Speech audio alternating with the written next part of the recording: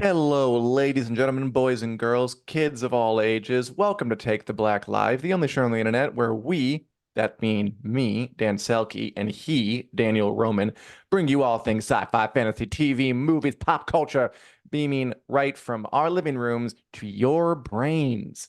We're glad to have you here at the first sort of official non-specialty show of 2024. Last week we did a ranking of all the big sci-fi fantasy shows coming up in this year and rank them by hype. But this year, we're going to bring you some information on news you can't use, but you can annoy your family members with at gatherings. And I'm glad to see Nice. all of you are here. Hey, Martha. Hey, Nicole. Hey, Robert. Hey, Andrew. Good to see you all. Welcome to the show. Welcome to the new year. Welcome to the Thunderdome. Daniel, what are we talking about today? Man, we have a lot. It feels like a lot to talk about. Things have just piled up. We've got to talk about, some House of the Dragon, just some nice little accolades there. We've got a lot of stuff about The Last of Us we have to talk about. And then also those guys, David Benioff and Dan Weiss, gave an interview that touched on some stuff about their new show, Three Body Problems. So we're going to talk about all that stuff.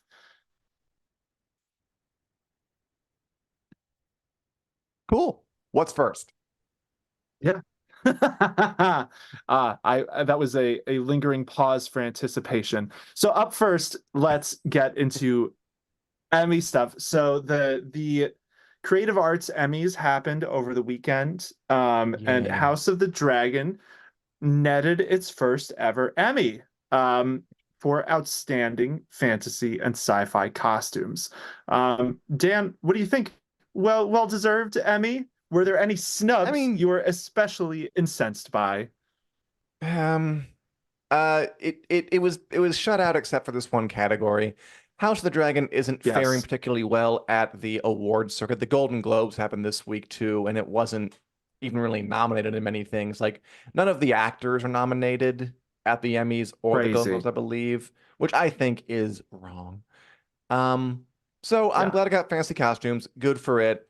It'll just have to show everybody in season two that it's got what it takes to go the distance and get nominations for, you know, not just the very worthy and important technical awards like cinematography, which it lost, and makeup, which it lost, and editing, which it lost, but Mm. also awards that people care about that involve hot Wow, people in the front of the shame. camera, like acting, supporting acting, directing, writing, some of like the prime time stuff, not the technical creative arts Emmys, which are held in a broom closet in off the side of the amphitheater. I'm kidding. It The was fun. shade. Well, they ghettoize this thing. Like they call it something else. They don't televise it like the real Emmys, the real Emmys. Um, they've kind of made this culture where they're deemed less important, even though it's still the same little lady holding the globe you get to put on your mantle when you go home. But Yeah. I understand we can't have a televised ceremony for that lasts 6 hours. We're already too annoyed at three. So some of them have to be Yes. kind of shunted off. But it is too bad that the professionals who get those awards aren't really seen as worthy of prestige as, say, the best director or the best drama or the best actor or whatever. Yeah, it is interesting hearing you say like they've kind of created this culture of making it feel like the creative, the production side of the Emmys is off in a broom closet somewhere. And that is a shame, obviously, because none of these shows or movies, or I guess it's shows, or made for TV movies. None of them Hmm. would exist, without all of these various departments. So that is a shame. But at the same time, like you said, 6 hours is probably longer than anyone in or out of the room is willing to sit for this thing. But yeah, so there was a bunch of notable stuff at the Emmys. Obviously, House of the Dragon is the one we care about most. I always wonder if there's a little bit of like recency bias when it comes to like Oh, the sure. acting on a show, like because House of the Dragon that that came out in summer of 2022. That's like a year and a half before this Emmys. So there's always kind of this feeling of would it have gotten recognized a little bit more if it came out a Yeah, little I bit agree. more recently. Um, It but was at the delayed, same time, remember? there was, yeah, yes. But there was some stiff competition at this one too. Succession obviously swept justifiably as it should have. Um, Another show that got recognized quite a bit that we should talk about is The Last of Us. So The Last of Us took home 8 Emmys at this thing, which is pretty good for its, inaugural season, a video Certainly. game adaptation. Um, and those included outstanding special visual effects, outstanding main title design, which, yes, those Sure. titles were great.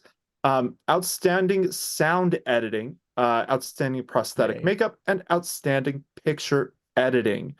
Um, Nick Offerman also took one home. His first for outstanding guest actor. He played the survivalist Bill. Whoa. Um, yeah, he said some fun stuff there. Did you catch any of his quotes, Dan?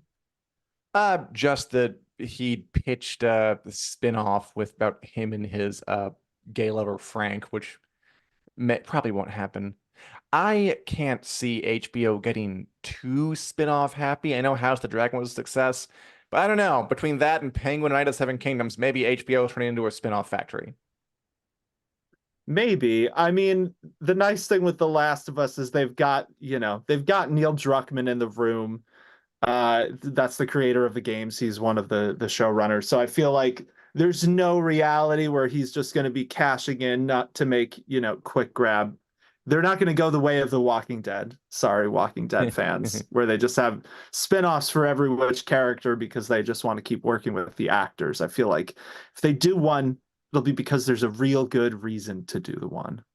Um, but yeah, Offerman was pretty funny. He had a pretty funny quote that I should have written down here, but I didn't. But it was basically like he got lucky with this show. They needed someone in Hollywood who could use a shovel. There are 3 of us. Harrison Ford wasn't interested, and Jane Lynch was busy. So he got the gig. But yeah, so good news for The Last of Us. But they are not resting on their laurels. They announced some exciting stuff. What are some of the things they've announced, Dan? Because I'm just rambling without end. No, I think it's really pleasant listening to your tones. But yeah, The Last of Us is ramping up. Ooh, They filmed the second season of this prestige zombie drama, which by the way, I predict if they keep going, it's now a battle between The Last of Us and House of the Dragon to replace Succession as the new show that gets rained awards down upon when every mm, season comes about. I think that'll be kind of fun to see who the voters choose. yeah, Or I guess because it's happening today when shows are staggered by the year, they could both have it. They could just switch. House of Dragon can other awards, and then The Last of Us can. Because HBO loves sewing up that title. Back to The Sopranos. It's yeah. done that. So I predict some more dominance in the future, but which social will win out. But yeah, they're filming season 2, I believe next month, February. And the first Yep. season, fun, exciting, good adaptation of the video game. Pedro Pascal, everybody's favorite uncle, daddy, older best friend, out there on the screen as Joel, Bella Ramsey, Liana Mormont as Ellie, cross country adventure, fight some zombies, find inner peace, and we're gonna That's take it all the right. way from season 2 and they're finally telling us who's going to play some important characters. We got the Yeah. announcement that Kaitlyn Dever, whose work I don't really know, maybe you do, is going to play the role of Abby. Great side by side here, love that. Who Yes. again? Thank you, Richard. Thank you, Richard, producer Richard. We're not going to spoil it. Hugely important character for the last for season 2. I'll go ahead and call her a antagonist-ish role. Um, I guess my questions Yeah. for you are, how excited are you, and how much do you care about whether she gets 80 caliber guns as she has in the game? Well, I'd settle for 65 caliber guns or whatever. She doesn't, Abby is a video game character. She has a kind of a famously very, very Hmm, ripped physique, which is why Dan is asking this.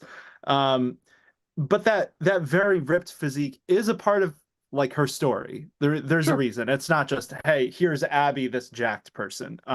She is not. We see her when she is very ripped and when she's not very ripped over Sure. the course of the game.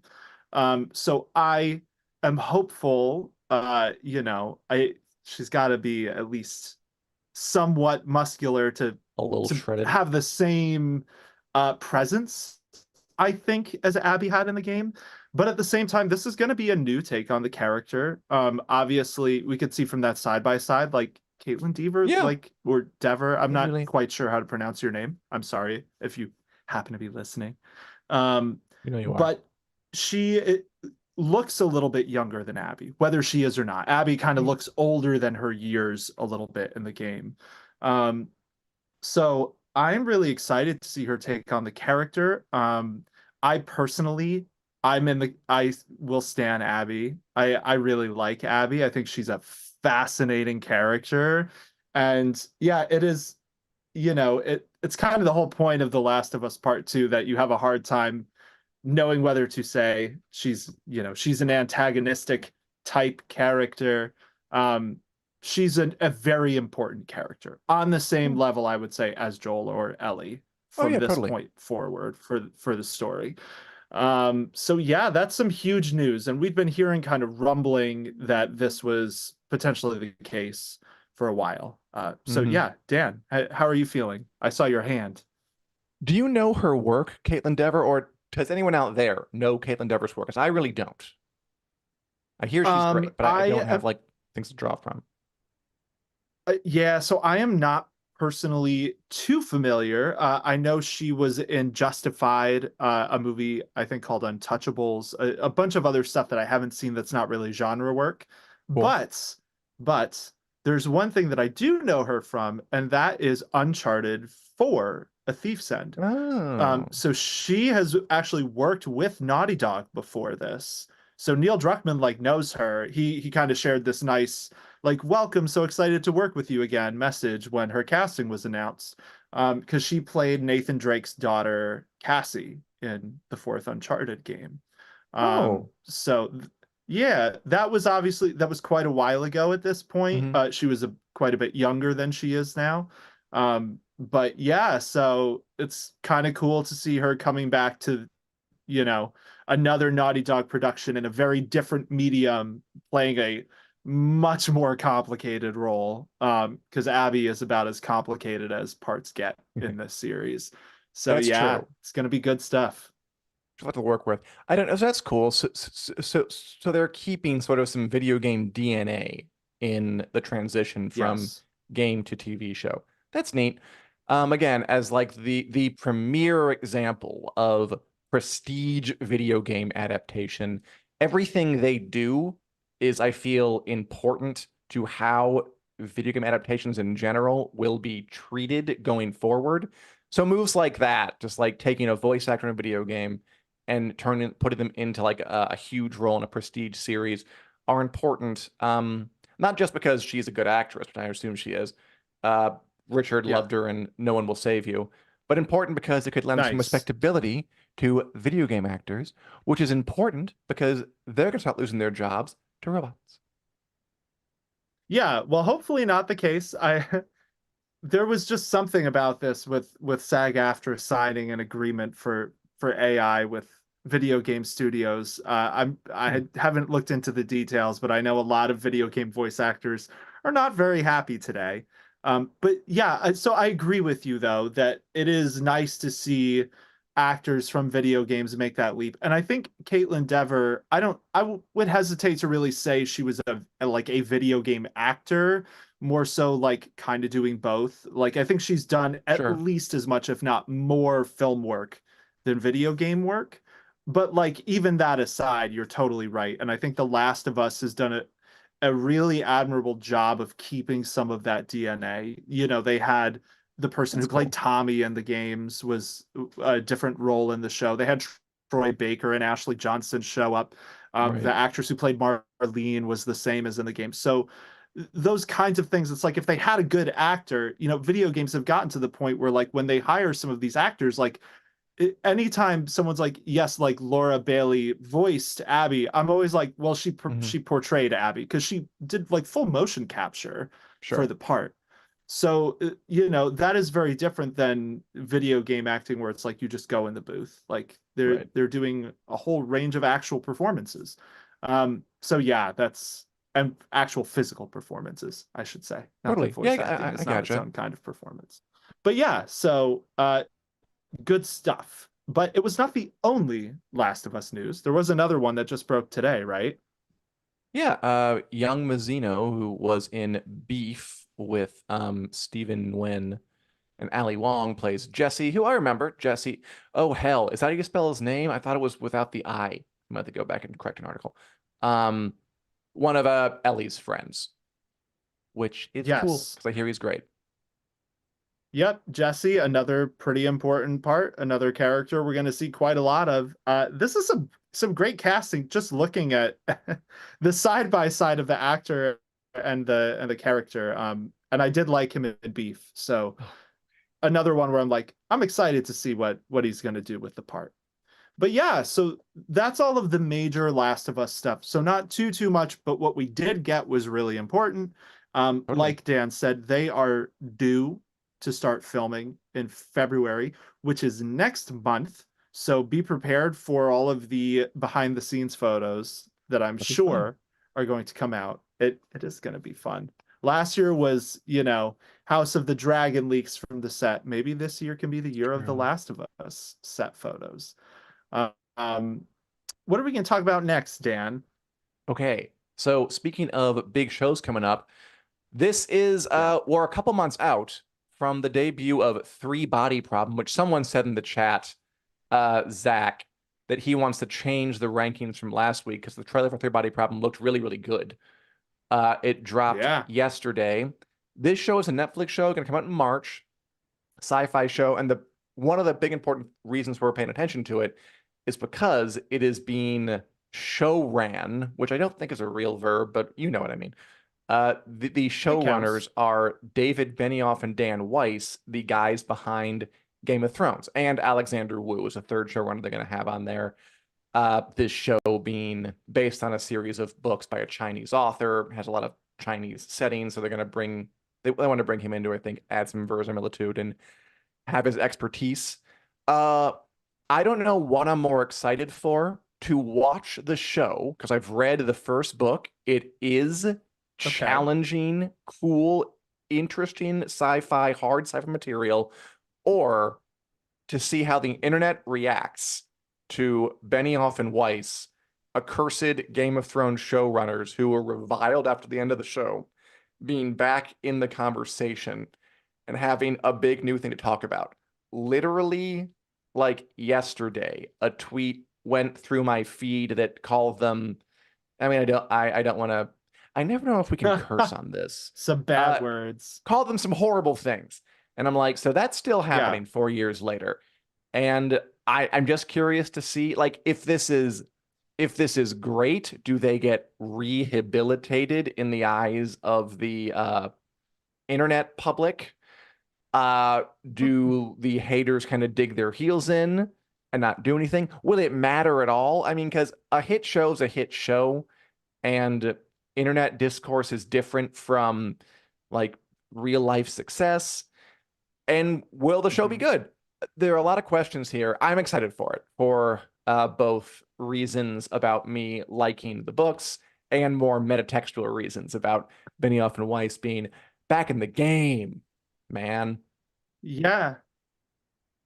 Yeah, I mean, I know that's something John Bradley said in this Yeah. very lengthy piece that was published by The Hollywood Reporter that interviewed Benioff and Weiss and a bunch of other people connected to the production.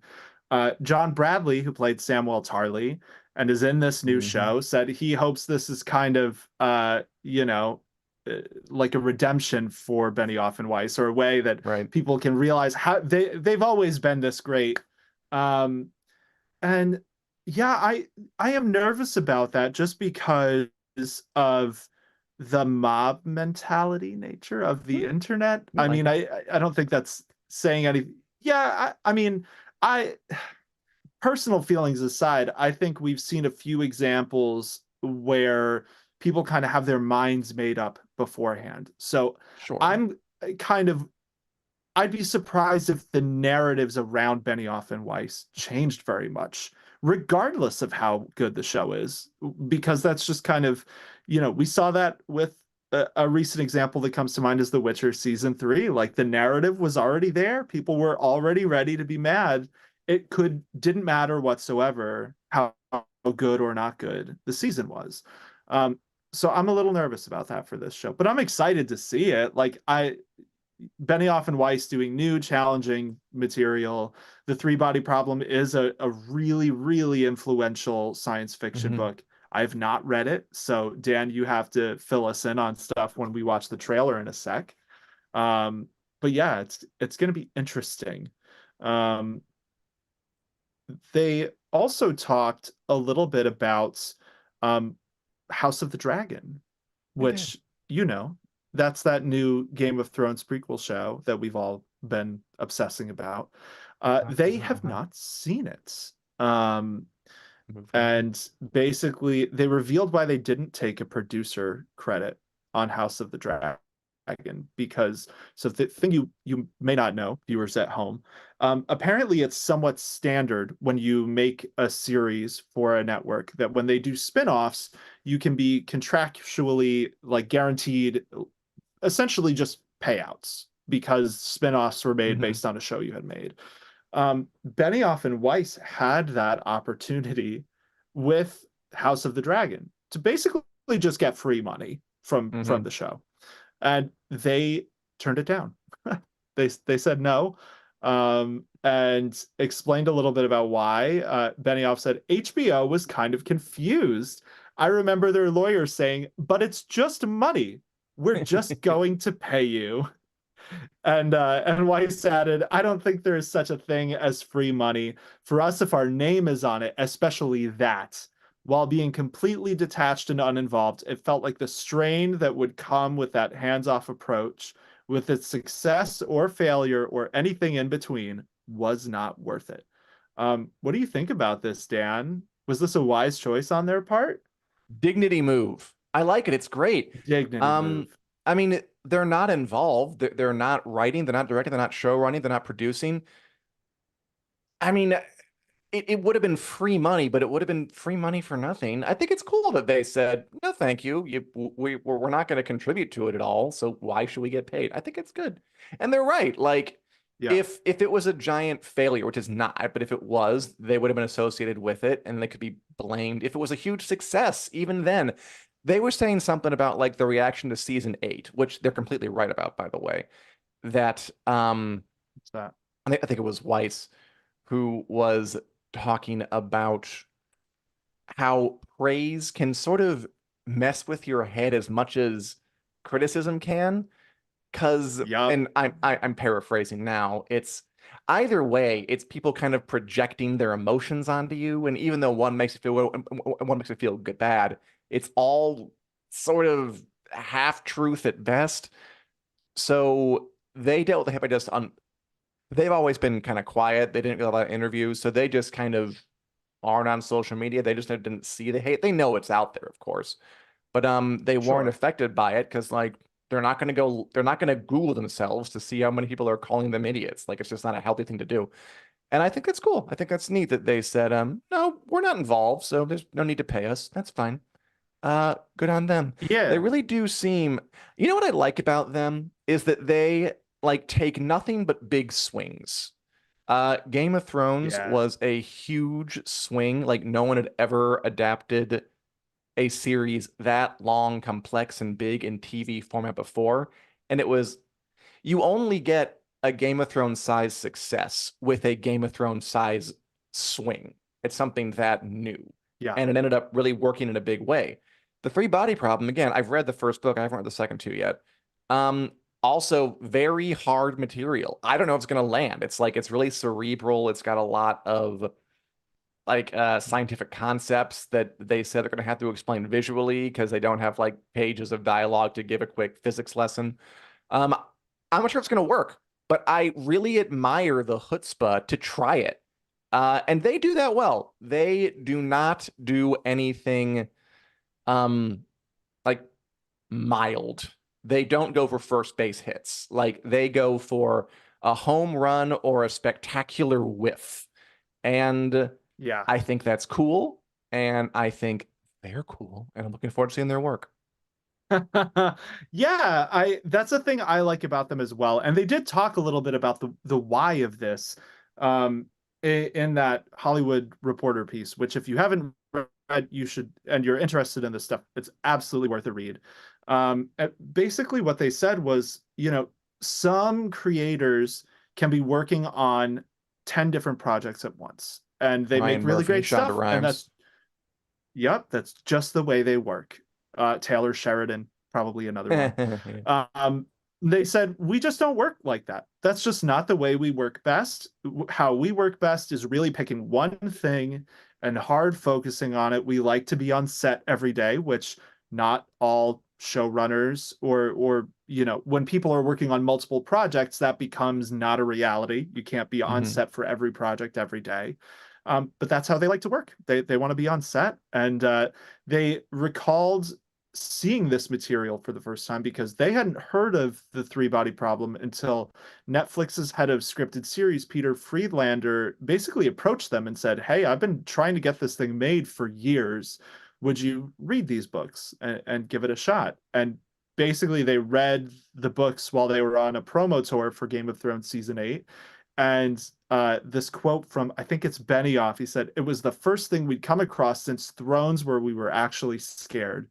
We knew this is going to be hard, but that was what excited them about it."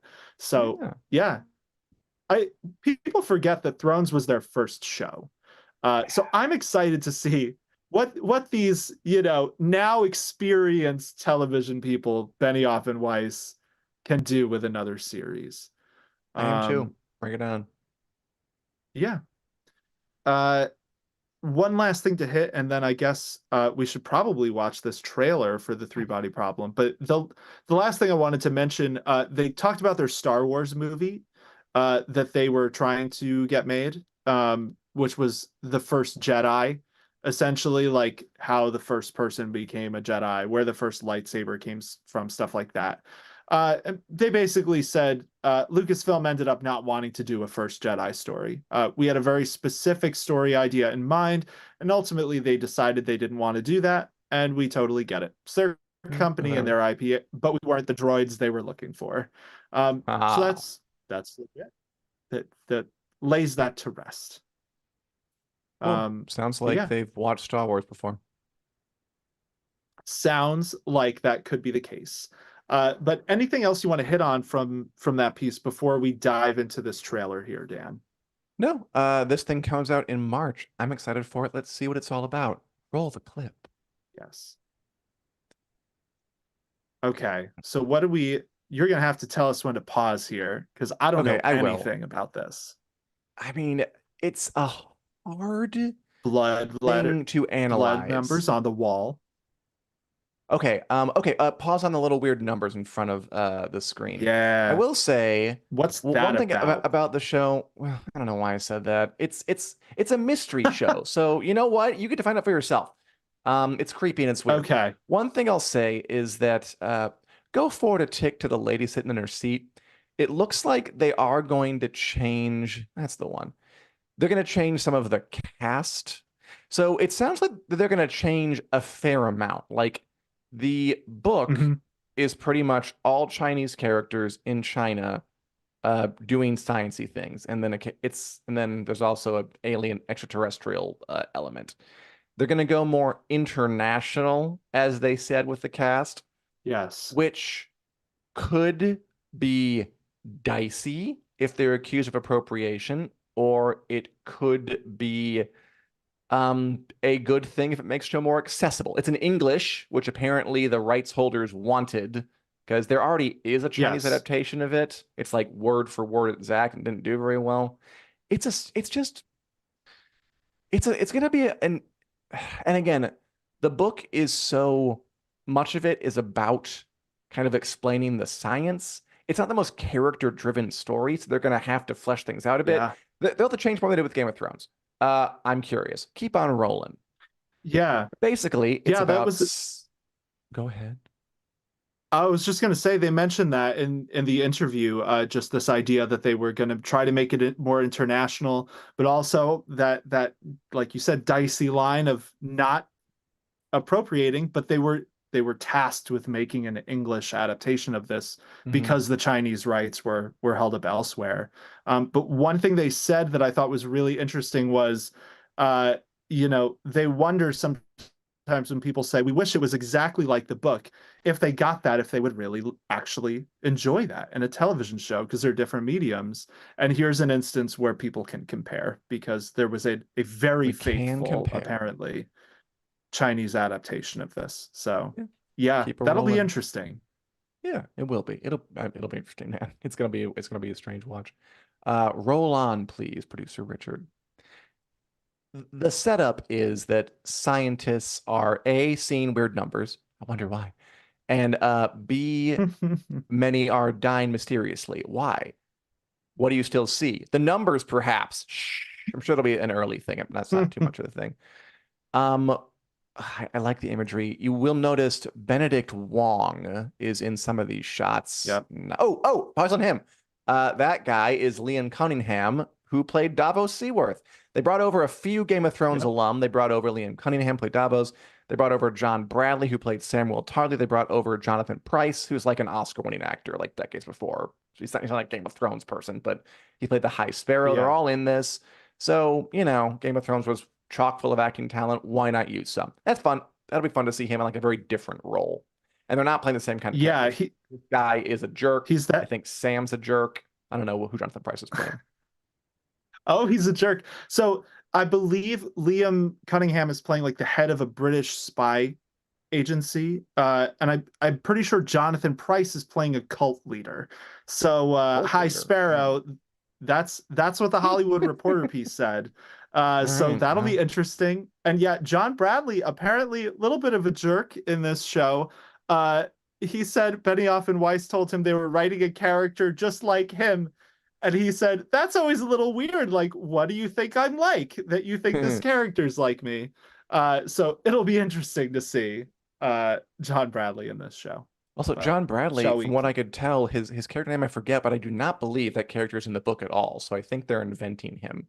It's like there's like Yeah, one scientist protagonist we follow, and the piece said there's going to be like five Oxford alums. So it might be splitting up some duties between different people. Although I don't know if that is other characters that yeah, it's in that umbrella.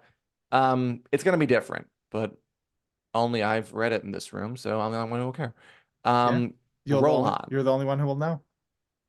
And again, not the most character-driven story there is, more idea-driven, which is cool. And I like it. Like, I don't know who that lady is either.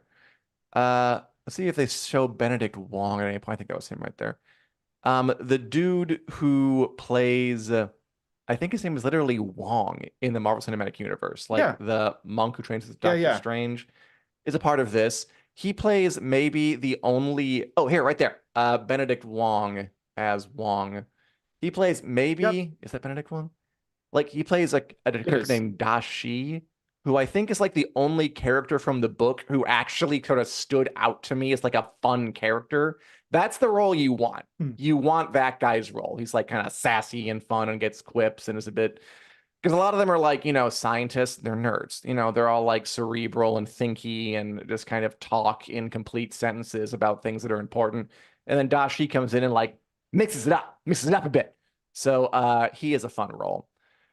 And he's a cop, Rolling right? in. He's He's a basically like cop, the yeah. like the Miller from The Expanse. He's the Miller of this show. He's Sure. the cop trying to figure out the mystery, I think. Yeah, along with a main science man whose identity I think has been split among multiple people, but we'll see what that happens when the show airs. Keep a rolling. Benedict Wong has Dashi. science things. We see some people looking at, I remember that one from the book, the universe flickering on and off. That was pretty cool. Another cool thing they said, I do not know what this is. I read the first book. That's That's news to Cerebro. me. It kind of does look like Cerebro, doesn't it? Push. It's fine. There's a lot of things flashing forward here that I could try and track down, but it would take forever. Put it on pause for a second. One thing, interesting thing they said, that's a good as images of any.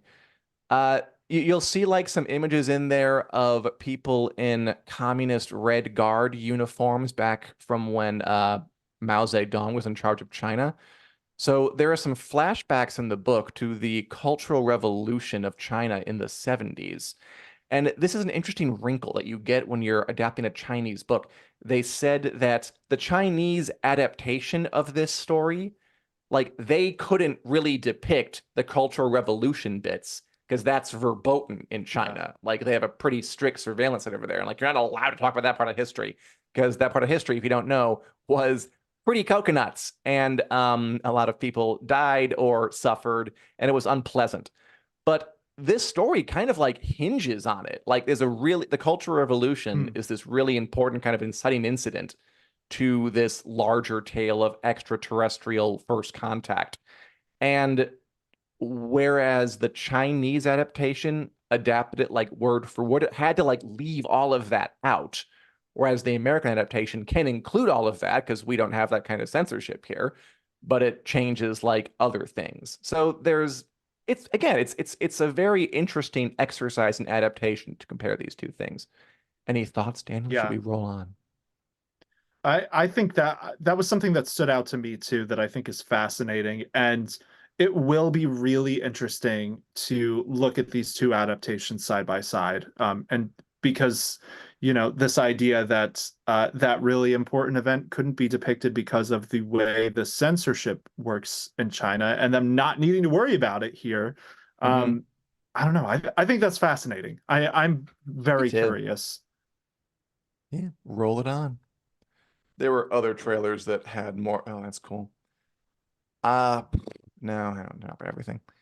There is some really wild scientific set pieces that I'm noticing. I'll just say one thing. There's a bit. So this story is basically about humanity's first contact with an alien civilization that may not like us very much. And I love this bit. Uh, Pause on like the can we flaming horses. pause?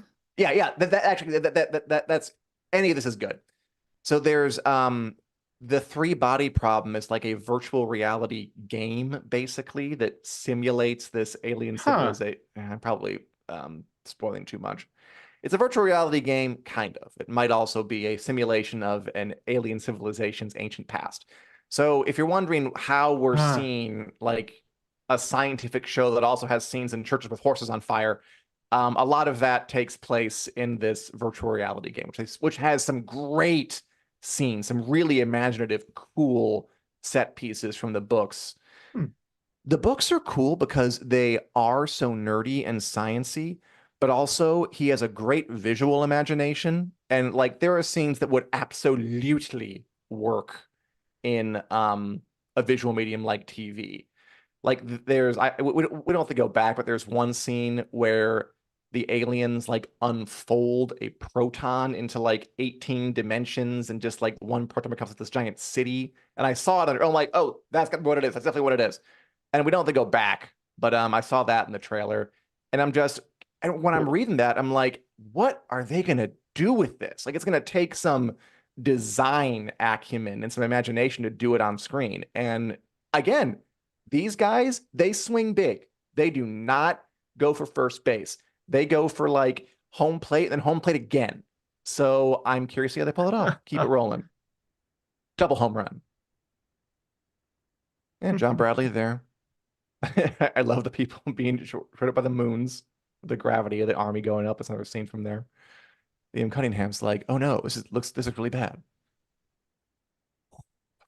Oh, ring in Three space. body Always problem. foreboding. March 21st. Yeah, it could be really, really cool. Cool. Or it could be a massive flop. It totally could be, because that's the problem with big swings. You don't know if they're going to ignite the atmosphere like Game of Thrones did, or if they're going to just be something folk aren't quite ready for, or don't understand or can't get their heads around, or just your abilities to capture it in a way that's as compelling in the screen as they are in the books aren't enough.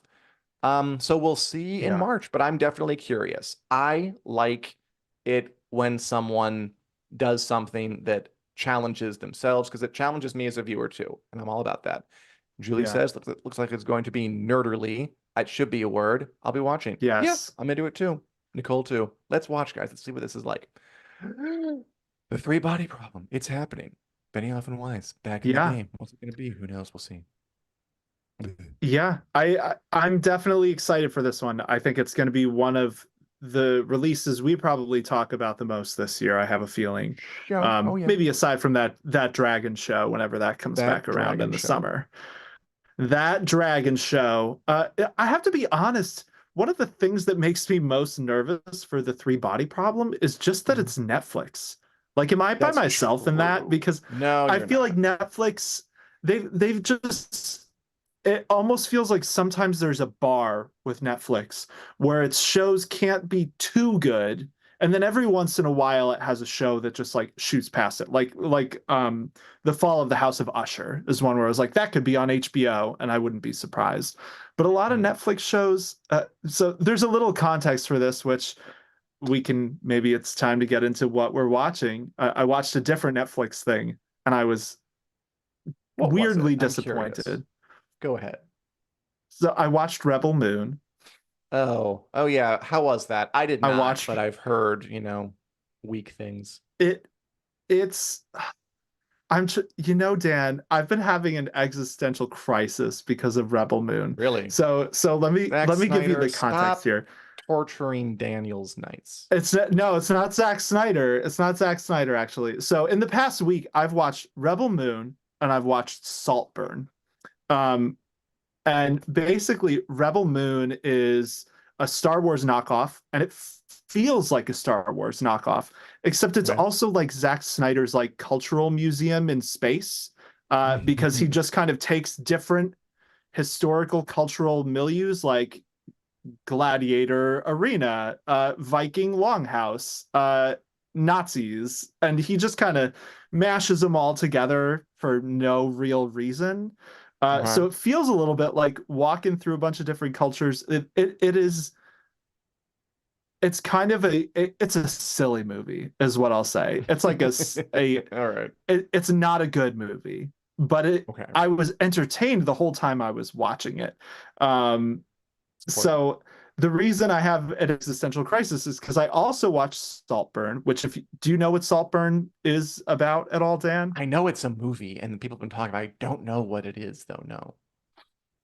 Okay, okay. I won't say too much about it aside from I did not like it very much. It has Rosamund Pike. She's always amazing. It's basically Barry Keoghan being real creepy. That's the movie. Um, I and it is something which, in terms of film craft, is probably considered a better movie. But like, I'm probably gonna rewatch Rebel Moon, which was a cheesy, not Mhm. great movie, a lot more than I'm gonna rewatch Saltburn, which left me with a real bad taste in my mouth. Uh, so I don't know. What is good art? Who even knows anymore? Who cares? Who That's cares? why But the capitalists have it right. It's not about whether art's good, it's about whether art makes money. That you can judge. That's something we can all get behind. Trying to I divine whether it's guess. good or not. That's such a messy affair.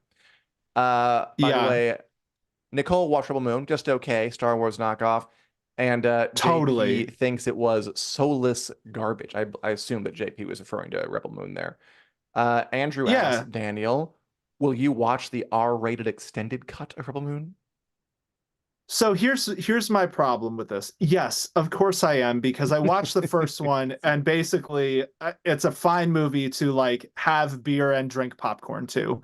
It's not it is I agree with JP and Nicole, it's okay. It is kind of soulless.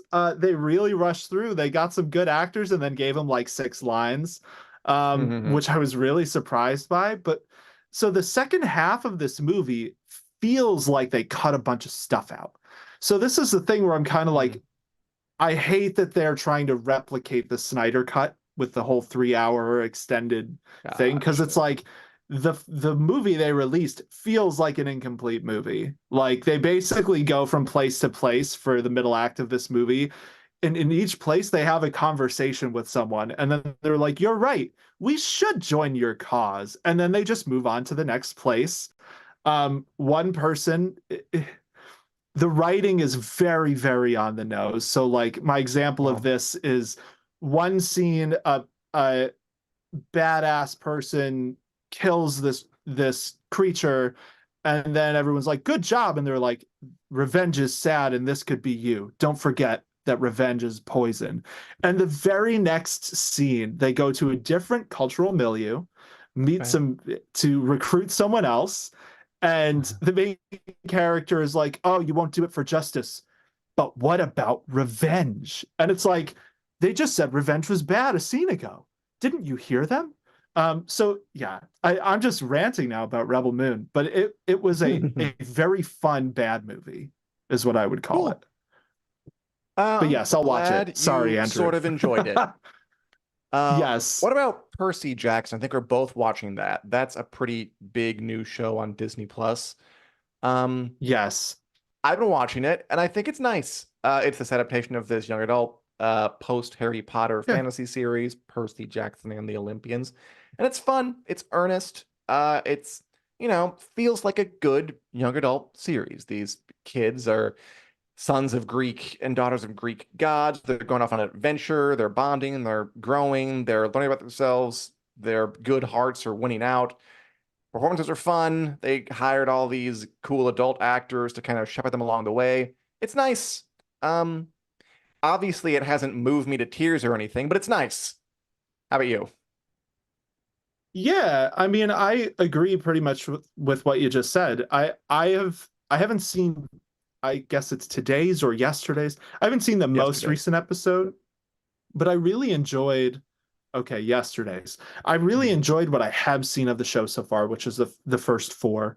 Um, I think it's completely on point. It's not my new favorite show, but that's because I'm not one attached to the books from youth because I'm just a little too old and I missed them. Yeah. And two, I'm not a kid. And I think they're ticking those boxes really well for people who Yes. really love Percy Jackson or who are, they're making it accessible to younger audiences in a way that the movies were not or didn't prioritize, I should say. They still Mhm. kind of were, but like they tried to be hipper. I realized that the person they cast as Grover in those movies was the comedian who played the guy that had the energy drink called Booty Sweat in Tropic Thunder. Um, so it's like if you need a Oh, good I do example of remember him. like versus this cute little kid they have playing him in the new show, which is how Rick Riordan envisioned this character. So it's like that's a pretty clear, and this was after Tropic Thunder. That guy was cast in Percy Jackson, so it's a pretty clear example of even starting with the casting. Just they had a much clearer vision of kind of how they wanted to do this as an all ages story, and I think it's working great. I'm loving the music, the costume design, the characters that the like you said they're Yes. getting a veritable who's who of really good actors to come and do guest spots. So yeah, Percy Jackson is good.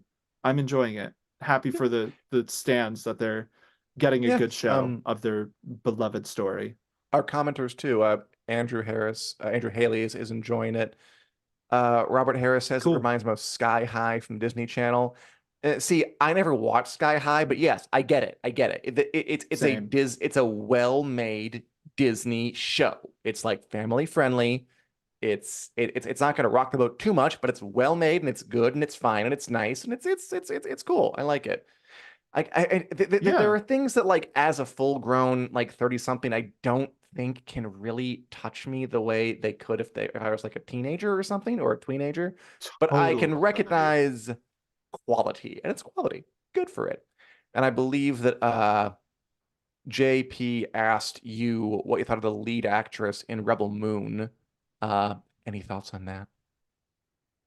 I think she did a great job with the material she had.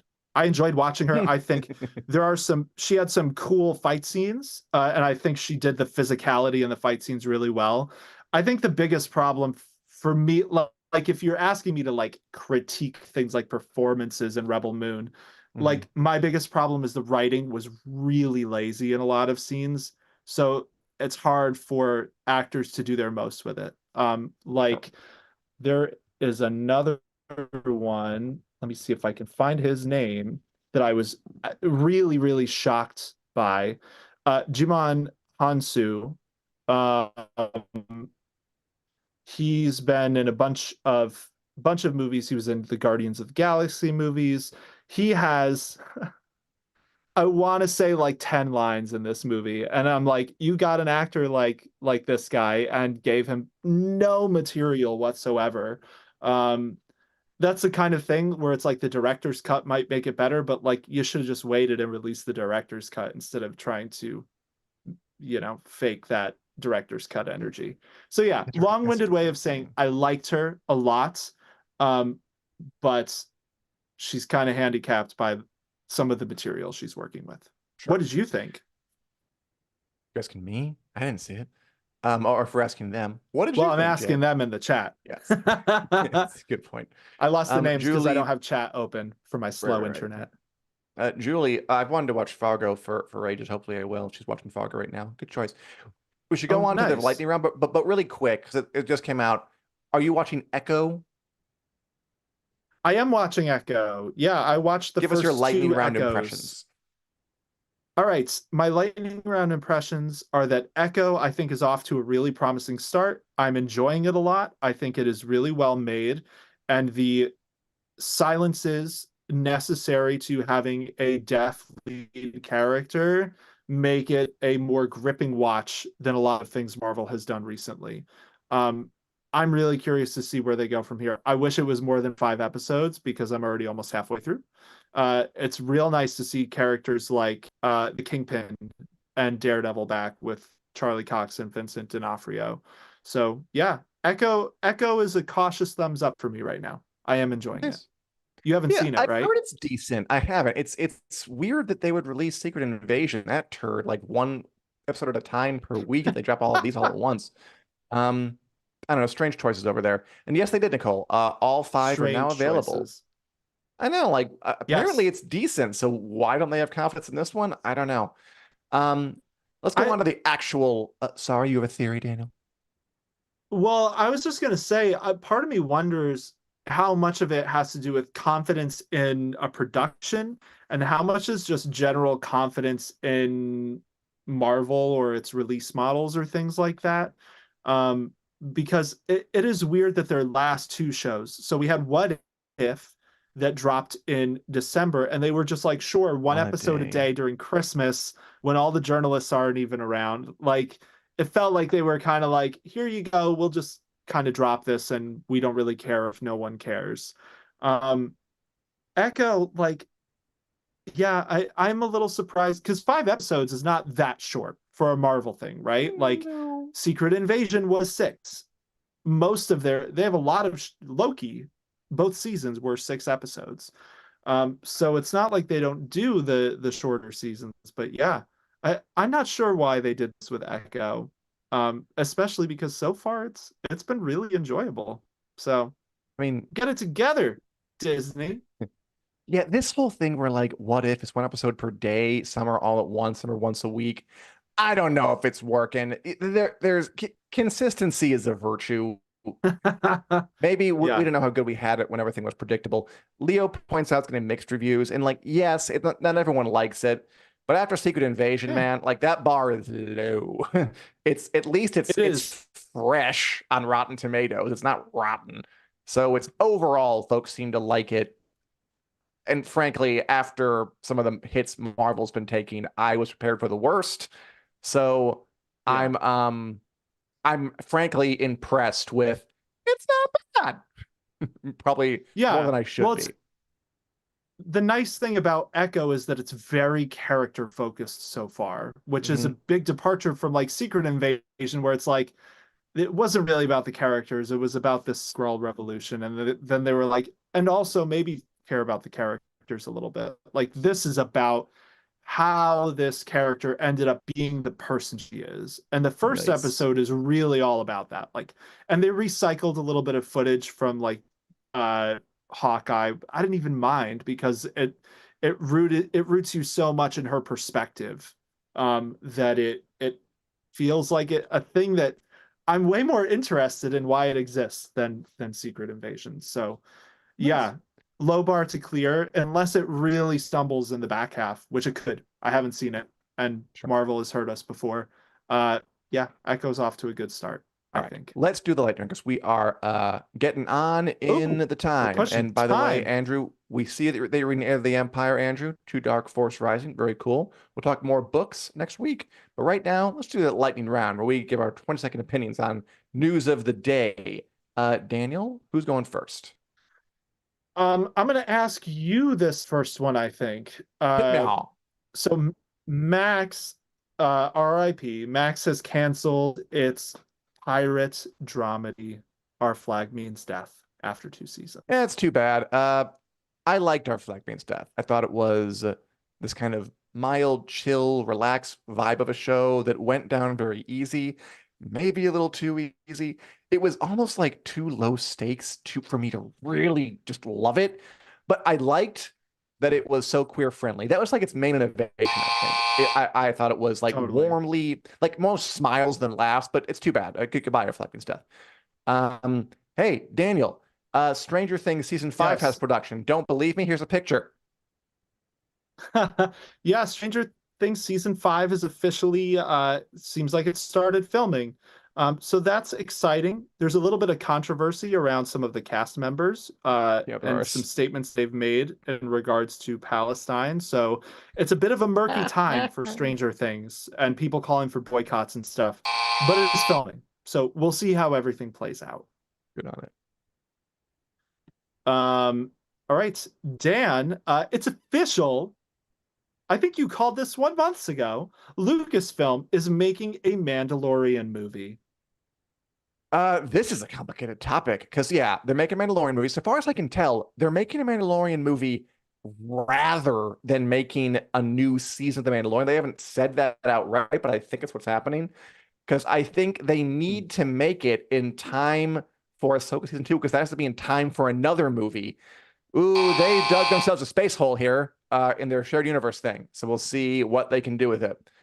Um, Yes, they did. it's pretty clear Daniel put this list together because the next one is back to the Emmys. Prey, the That's right. Predator prequel movie Prey, took home an award for outstanding sound editing. Daniel, talk about Prey. That's right. Any excuse to talk about Prey, I will take it. That's that Predator prequel movie from Dan Trachtenberg. It is excellent. It stars a mostly all Native American cast, and it won for outstanding sound editing. So now it is the Emmy award-winning movie Prey, and that's cool. Work. And the sound editing is excellent. That is a category it really deserved it for.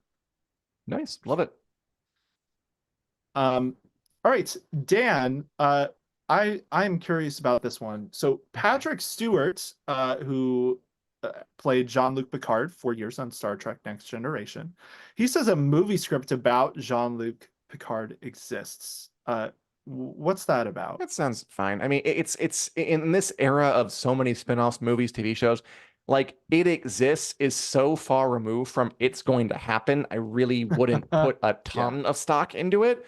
But yeah, I'm not surprised at all that a script exists for a movie that could star Patrick Stewart as Captain Jean-Luc Picard at some point. Will it happen? I don't have a single buggering clue, but it definitely exists.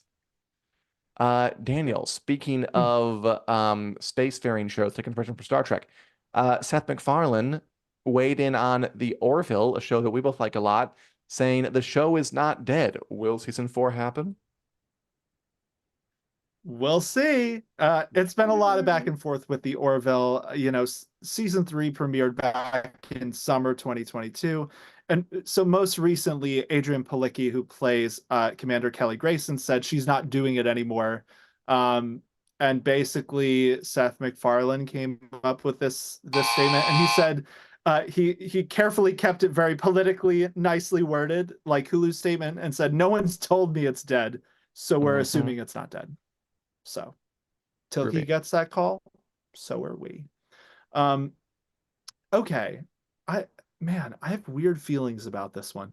So Warner Bros. Promises more Harry Potter video games Of after course. the success of Hogwarts Legacy. Yeah, Hogwarts Legacy was this RPG that I believe was the best-selling game of 2023. I'm not sure the numbers are fully in, but it was like very high up there. Wow, So really? yeah, of course they are. They're making a Quidditch game. They're gonna make other Harry Potter video games. Yeah, naturally.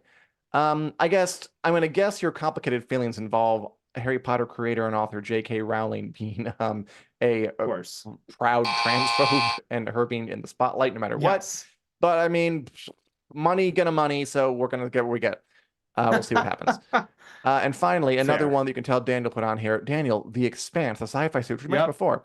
The complete series Blu-ray is up for sale, and you bought it, apparently. I did. I did. I bought it. You put this on our news to consider. The Expanse Complete Series Blu-ray is back in stock. It sold out very quickly last year on Amazon, and it's on sale. I scoffed at this when I saw this was a potential news story, and then I went and bought the stupid disc. So yeah, if you have been waiting to own The Expanse on physical media, so that thrifty streaming services can't take it away from you for a tax break, you can get it right now. Media. All right, and that is our show. We went a little long because we're so happy to spend some time with you. We are two guys True. named Dan. We do this show every Wednesday at 2 p.m. Central Standard Time on the Winter is Coming Facebook page and the Winter is Coming YouTube page, also in podcast form.